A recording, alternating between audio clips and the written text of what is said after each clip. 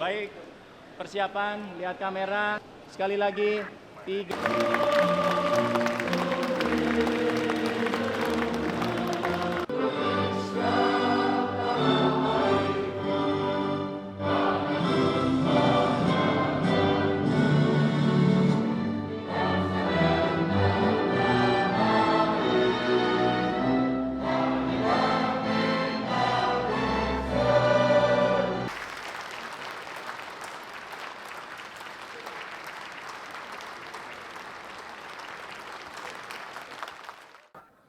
Akal-akalnya itu, saya ingatkan ya, semua menteri tertibkan birokrasimu ke bawah.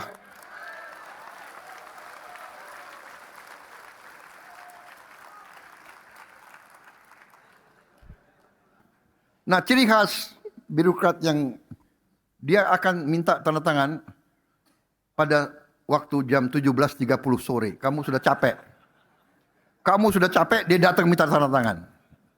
Kita harus bertekad terus membangun pemerintah yang kuat, pemerintah yang profesional, pemerintah yang tidak korup. Kita harus bersama-sama menjaga semua. Jangan mengira sekarang engkau jadi bupati, engkau jadi gubernur, kita tidak bisa monitor dari sini. Sekarang teknologi sudah hebat, cepat kita akan tahu kalau ada penyimpangan. Tapi biasanya mereka-mereka itu ada backingnya. Backingnya biasanya seragamnya itu kalau nggak hijau ya coklat. Video, langsung video. Jangan kau ngelawan, jangan dilawan. Video aja. Lapor langsung ke saya, saudara-saudara sekalian. Ya. Saya telah disumpah oleh saudara-saudara sekalian, di hadapan saudara-saudara sekalian, dan di hadapan rakyat. Tugas saya untuk menjalankan Undang-Undang Dasar Negara Republik Indonesia 1945, di mana saya bertanggung jawab untuk melindungi segenap tumpah darah Indonesia.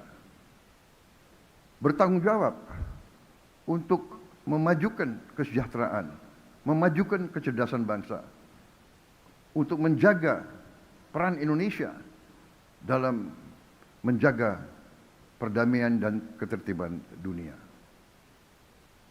Dalam rangka itulah saya memandang bahwa anggaran pendapatan dan belanja negara bukan sekedar dokumen keuangan negara.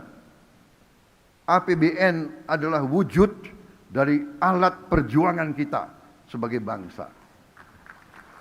APBN adalah alat untuk melindungi rakyat, alat untuk memperkokoh dasar-dasar dan sendi-sendi ekonomi bangsa, alat untuk memastikan setiap warga negara dapat hidup lebih sejahtera, dan sebagai alat untuk menjadi pedoman perjalanan kita ke depan.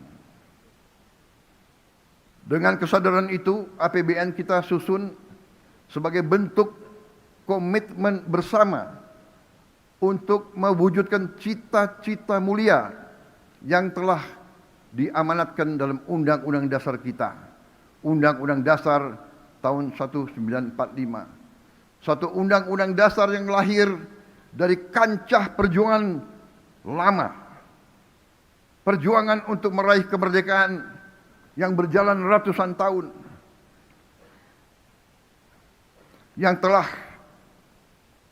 meminta korban ribuan, puluhan ribu pendahulu-pendahulu kita.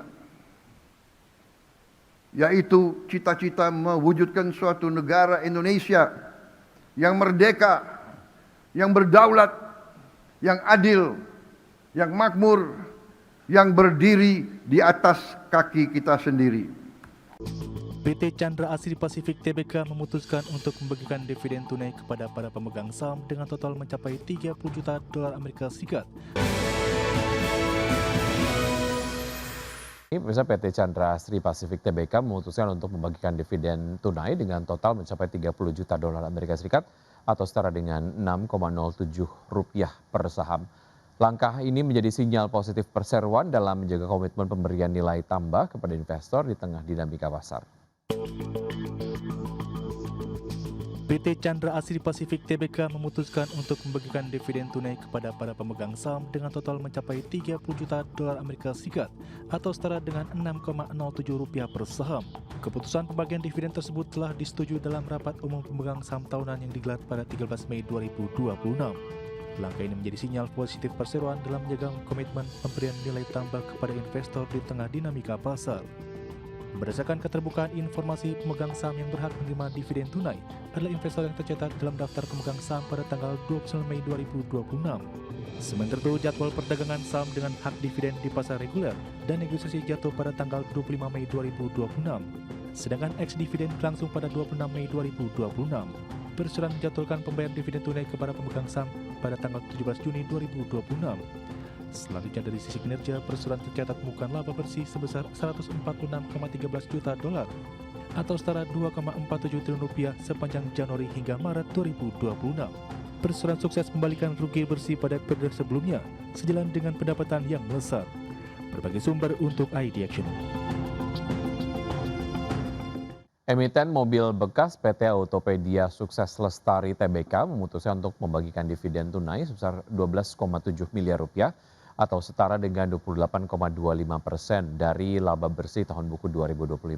Dengan demikian, pemegang saham akan menerima dividen sebesar Rp1 per saham. Manajemen perseroan menilai capaian kinerja sepanjang tahun lalu hingga kuartal 1 2026 menjadi dasar kuat untuk tetap membagikan dividen kepada investor. Presiden Direktur PT Autopedia Sukses Lestari Tbk Jani Chandra mengatakan optimistis mampu mencapai ataupun mencatat pertumbuhan kinerja double digit pada tahun ini. Adapun sepanjang tahun 2025, perseroan berhasil membukukan pendapatan sebesar Rp1 triliun, tumbuh sekitar 14,5% dibandingkan dengan tahun sebelumnya. Pertumbuhan bisnis turut mendorong laba bersih tahun berjalan mencapai Rp45 miliar. Momentum positif pun berlanjut pada kuartal 1 tahun 2026, di mana pendapatan naik 27,5% secara tahunan menjadi Rp283,6 miliar dan laba bersih tercatat sebesar Rp7,4 miliar.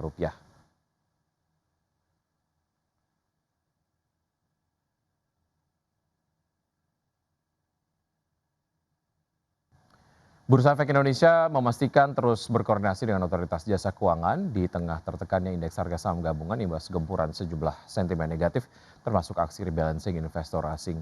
Lebih lanjut, Bursa Efek Indonesia berharap upaya reformasi pasar modal akan menjadi fundamental pertumbuhan berkelanjutan dan dapat meningkatkan partisipasi investor global.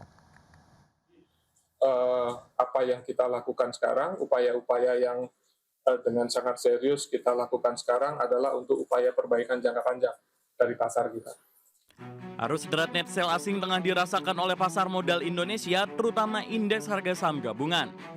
Tak hanya datang dari tinjauan dan rebalancing terbaru MSCI dan FTSE, pasar modal Indonesia saat ini digempur sentimen negatif lainnya, seperti pelemahan nilai tukar rupiah yang telah menyentuh 17.500 per dolar Amerika Serikat, serta harga minyak dunia yang telah menembus level $100 per barel.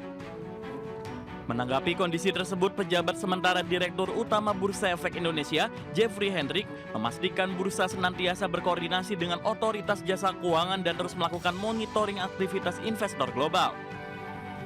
Ia menyebut aktivitas rebalancing portofolio investor global adalah hal yang wajar dalam mekanisme pasar. Di saat yang sama, ia menegaskan bahwa semua upaya reformasi yang dilakukan regulator adalah untuk menjadikan pasar modal Indonesia lebih baik dalam jangka panjang. Ya, dan tentu kami memonitor aktivitas dari investor, khususnya investor asing, ya, dan dengan rencana rebalancing yang akan dilakukan oleh investor asing, tentu ini adalah aktivitas yang wajar.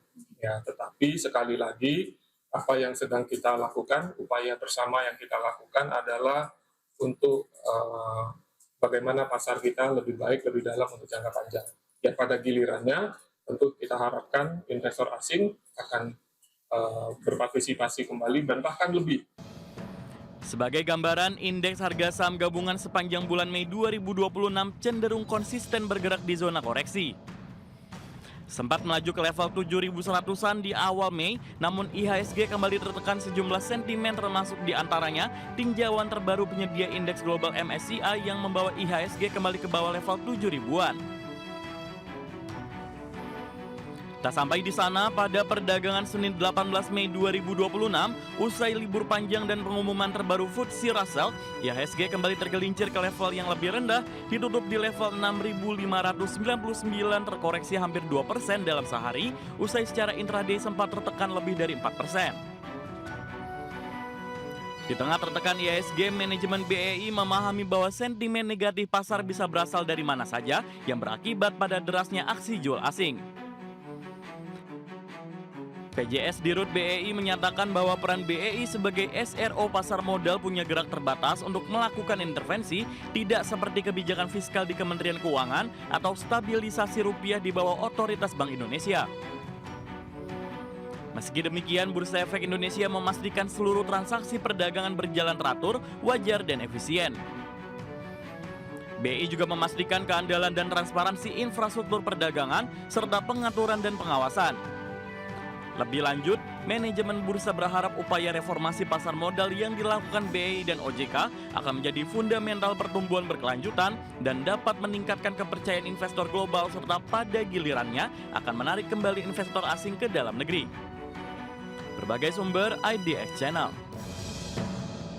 Berikutnya, pemirsa, CEO Badan Pengelola Investasi dan Antara Rosan Roslani mengapresiasi langkah dan upaya Otoritas Jasa Keuangan beserta Bursa Efek Indonesia dalam penyempurnaan transparansi di pasar modal saat ini. Upaya tersebut diyakini akan semakin meningkatkan investasi di pasar modal Indonesia. CEO Badan Pengelola Investasi dan Antara Rosan Roslani mengapresiasi langkah upaya Otoritas Jasa Keuangan beserta Bursa Efek Indonesia dalam penyempurnaan transparansi di pasar modal. Di mana langkah ini diyakini akan meningkatkan kepercayaan investor semakin jauh lebih baik dan menjadikan saham-saham memiliki imbal hasil yang lebih baik secara jangka panjang dan menengah. Rosan memandang secara fundamental saham-saham yang ada di Bursa Efek Indonesia, khususnya saham-saham BUMN, akan membuat yield atau imbal hasil dari investasi secara jangka panjang akan lebih baik.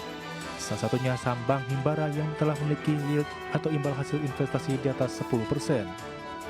Baik secara fundamental maupun baik secara pricing dari saham-saham, terutama saham BUMN kita yang ada di bursa, itu akan membuat yield jangka menengah panjang yang baik, yang above 10 to 11% gitu ya.